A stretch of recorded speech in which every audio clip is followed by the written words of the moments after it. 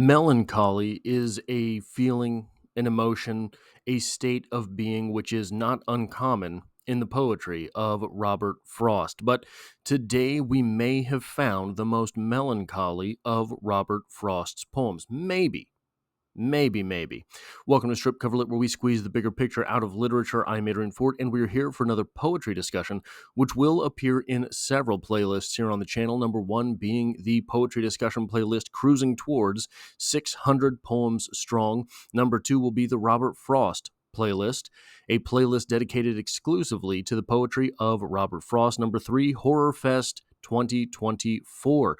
31 videos with the ghostly intentions in 31 days of October for 2024. The poem in question today is known as Ghost House, and it reads as such.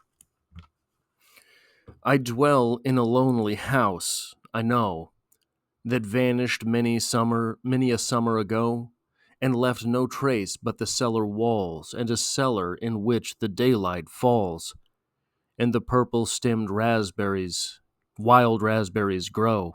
Over the fences, the grapevines shield, the woods come back to the mowing field. The orchard tree has grown one copse of new wood and old, where the woodpecker chops.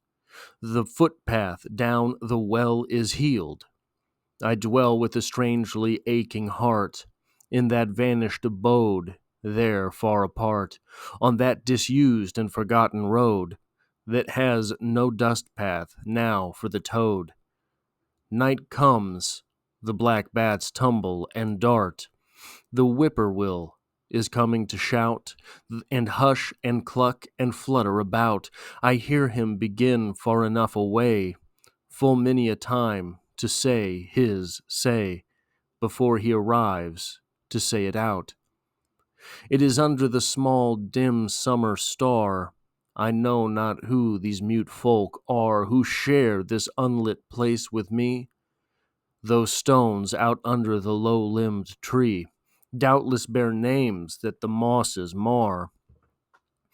They are tireless folk, but slow and sad, though too close keeping are lass and lad, with none among them that ever sings, and yet in view of how many things as sweet companions as might be had. So the poem is, the interesting thing about the poem from the standpoint of the speaker is this. Oftentimes in poetry, in short stories, in novels, whenever a ghost is present, it is a ghost of someone else. It is some other specter which is there haunting the speaker. Here, the speaker himself or herself is the ghost, is the haunting. So if you're willing to look into this poem, if you're willing to really sell out for it, there is a melancholy in this poem, obviously. It is a melancholy of loss. The poem itself acknowledges that bittersweet memory, the memory of this place, the memory of the house of the haunting. There are many lines in this poem that take us to that emotion, chief possibly among them, strangely aching heart for this place that we're not given the reason why our speaker and so many others haunt this place, but we know that they are there. There is a comfort in this pain. There is a comfort in the memory. Why is our speaker stuck there? This poem shouts to me for a hauntological interpretation. Hauntology from Jacques Derrida is summarized oftentimes with the phrase, "the future has been canceled." And indeed, the future for our speaker is nowhere in the poem. The present for our speaker is nowhere in the poem. The present day of this place is there, but our speaker does not exist there in this time period. Our speaker exists there, repeating the past, living continuously in the past. The same way that all of these other individuals that live there with our speaker, whom our speaker does not know, are living there in their past. If you were to explain this poem in words of emotion, it would be melancholy, it would be solace. The poem itself keeps us in the past. The poem itself is longing for some time before. Why? Well, it could, pardon me, be so simple as this. Wherever this place is, whatever this place is, it was a place recessed from the rest of the world. It was a place that was special to our speaker, obviously. It is a place that is special not just to our speaker, but we have, where are we here? The tireless folk who exist there with our speaker. We have the black bats, the whippoorwill. We have the woodpecker up here, which still come to this place. Even though there is seemingly nothing there for anyone. We have the line here that there is no dirt bath for, where is it? There's no dirt bath for the toad. No dust bath for the toad. The place itself is bereft. The place itself is torn down.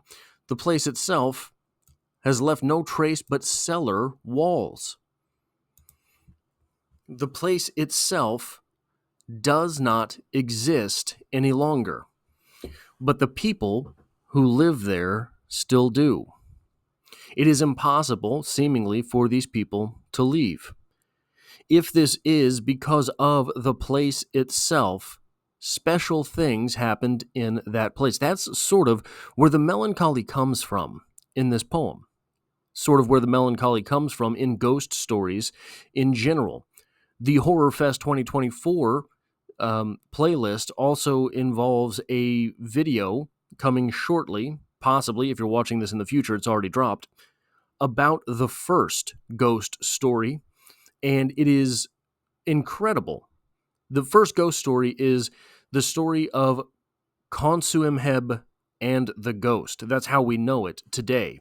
That's the first ghost story that we have access to in literature, the oldest ghost story we've ever found. And already in that ghost story is present the idea of haunting based on a place. Consuimheb is visited by a man who was sleeping in the necropolis for some reason. We don't know why. Maybe he was a guard. Maybe he wasn't sleeping. Perhaps he was grave robbing. But the resting place of our ghost has been disturbed. And so he comes back. Here we have the resting place of our speaker being disturbed. And he is still there. We have the resting place of our speaker being absolutely demolished. All that's left is the cellar, not the house itself, just the cellar walls. And not only he, but so many other people are still there. There is something special about this place. The idea of the ghost being trapped in a place of goodness is one that is, there's basically two types of ghost.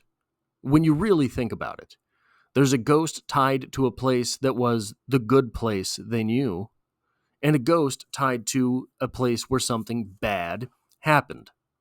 Here, the melancholy comes from the idea that our speaker is stuck, tied to this place which had existed for him or her years ago in a place that is now of disuse, a place that has been abandoned by all living people.